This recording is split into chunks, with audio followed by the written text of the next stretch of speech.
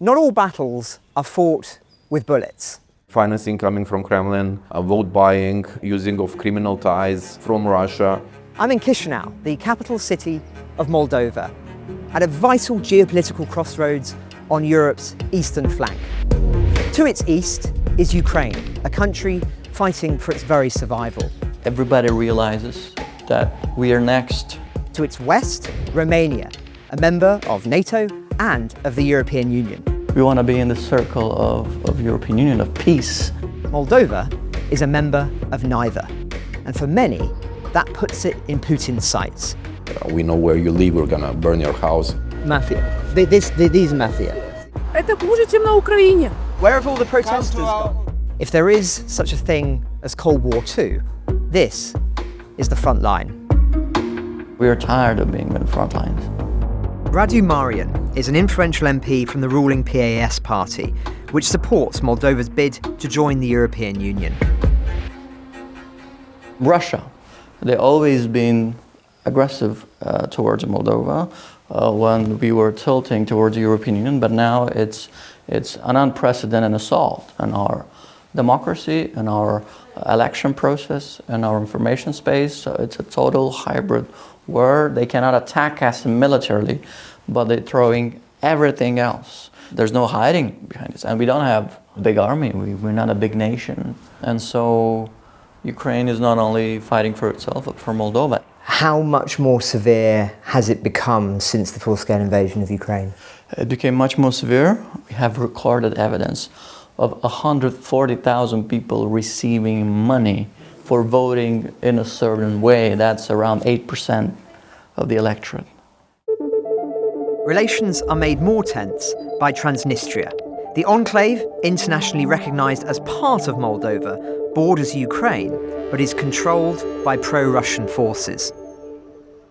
Last year, in the winter, they stopped the gas flows to Transnistria. That's so desperate. I mean, there are 200,000 Russian citizens there, and they stopped the gas flows to Transnistria, hoping that this will trigger a humanitarian crisis that will spill over to Moldova and triggering an instability in the country. They lost their biggest weapon of pressure in Moldova, and that is energy.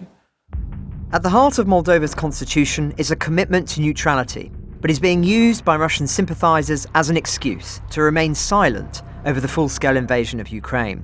The invasion has prompted discussions over whether Moldova being neutral makes the country less safe. It's for that reason that pro-European President Maia Sandu has hinted that the country may need to amend the constitution. Maia Sandu got the most votes ever for any political candidate. She got 1 million votes, almost.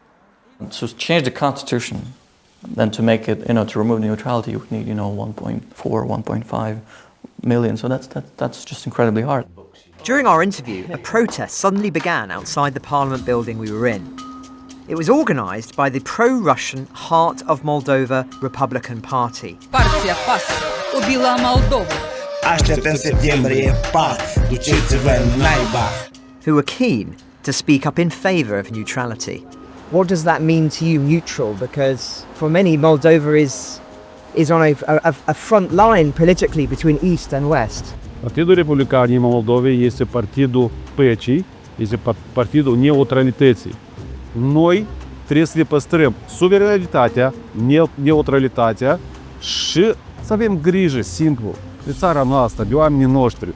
What is your personal attitude towards President Sandu? She destroyed our country. Destroyed it? Yes. Un președinte care a distrus o țară. Simplu. Împreună cu echipa de guvernare PAS. Mafia. These mafia. What is your attitude towards Ukraine at the moment? Это хуже, чем на Украине. На Украине война, этим все объясняется. У нас войны нету, но от нас люди бегут так же, как и из Украины. У нас экономики нету, так же, как и в Украине. It was quite something to hear Moldova being compared to war-torn Ukraine. Protesters left as quickly as they'd arrived, and the whole event seemed to be more of a pre-planned PR stunt than a protest. Where have all the protesters gone? Having seen a pro-Russian group in action, we were keen to find out how else the Kremlin is seeking to infiltrate Moldova. Many people are living in this ecosystem of disinformation. Andrei Kuriraru and his organisation, Watchdog, identify and expose misinformation.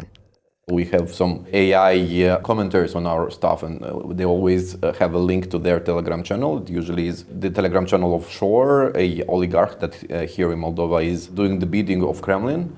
There's hundreds of them. They produce thousands of posts. A second part of it is, that is new to us is involvement of clergy and teachers. They are getting them to Moscow or to other places for so-called study trips, and for the clergy they say it's pilgrimages.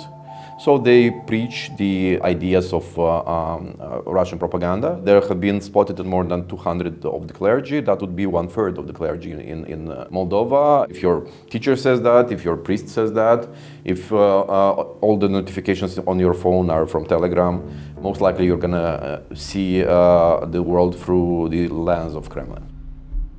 People like Andrei are working under the threat of a new foreign agents law, a draft of which opposition MPs have submitted to Parliament. Similar to the controversial bill introduced in Georgia, it would target people and organisations receiving support from outside Moldova. I would be on that list, for sure. We are already facing a lot of threats. I personally was targeted by a Russian-style threats, like I was called for 6 hours in continuum and saying, we know where you live, we're gonna burn your house, we know where your parents live, and so on. There were cyber attacks on my Gmail and stuff like that. And we always warn people around it, because many people in Moldova see how disastrous it has gone for Georgia. There's a whole generation of people like me who are educated in the West and who want our country to succeed, and that's what we are doing here.